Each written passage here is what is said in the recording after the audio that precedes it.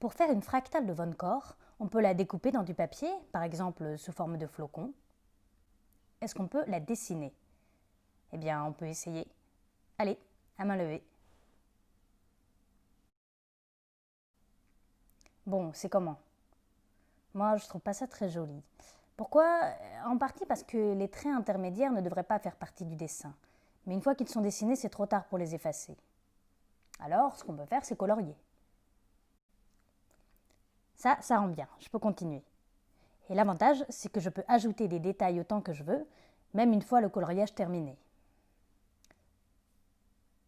Mais si je ne veux pas colorier, soit parce que j'aime pas ça, ou c'est trop long, ça gaspille de l'encre, j'ai envie d'avoir un résultat plus fin, comment je fais pour avoir juste la ligne fractale et que ça soit joli? Le problème avec ce que j'ai dessiné, c'est qu'il y a des tas de traits qui ne devraient pas être là. Par exemple, celui-là, il ne devrait pas être là. Et celui-là non plus. Et cela non plus. En fait, la plupart des points que j'ai dessinés n'auraient pas dû être dessinés. Ils sont voués à être effacés à une certaine étape du dessin. Alors la bonne question c'est, parmi les points que j'ai dessinés, lesquels sont bons? Lesquels ne seront jamais effacés, à aucune étape du dessin? Eh bien, il y a entre autres les sommets des triangles.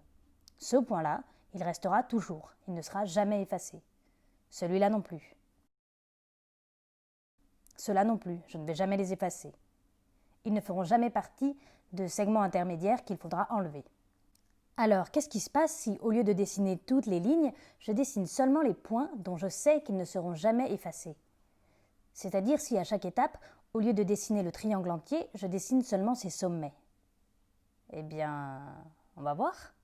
Nouvelle feuille. Ça va être ça, mon segment de départ, sauf qu'au lieu de dessiner le segment entier, je dessine juste ses extrémités. Je divise mentalement mon segment en 3 et je trace un point au 2/3 et un point au tiers. Pas grave si c'est pas exact, ce qui m'intéresse c'est l'allure globale de la courbe. J'essaye quand même de les aligner. Ensuite, je dessine un 3e point, de manière à former les sommets d'un triangle équilatéral. Je fais des gros points, ça va m'aider à voir la structure de ma courbe fractale.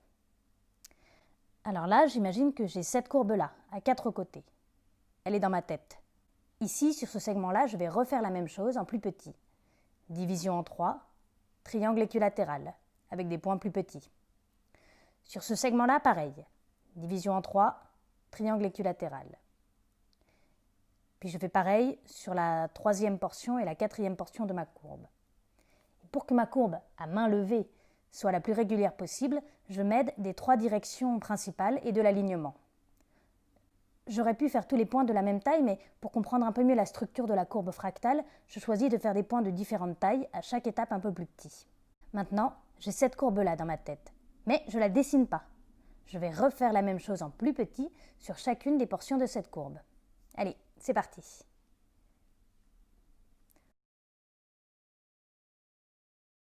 On voit que ça commence à se dessiner.